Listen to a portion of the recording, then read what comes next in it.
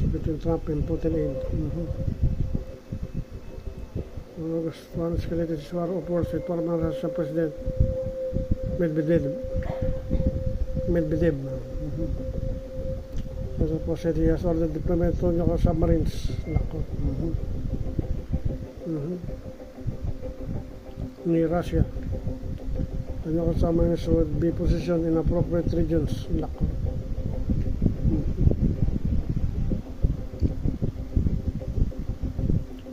The former Russian President Medvedev of invoking nuclear dead hand.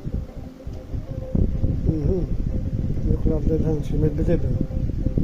Trump shocking nuclear move. Based on highly provocative statement of the right of the President, is now the Deputy Chairman of the Security Council.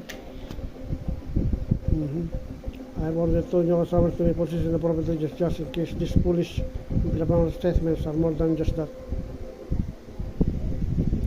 More important and can often lead to unintended consequences. I hope this will not be one of those instances.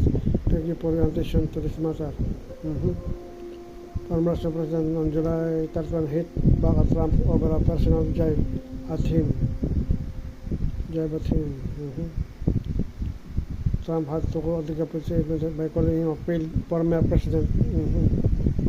Former president.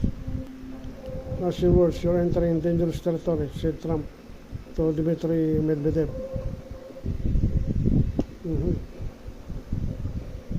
Medvedev reminded Trump of Russia's dead hand after his social media rant.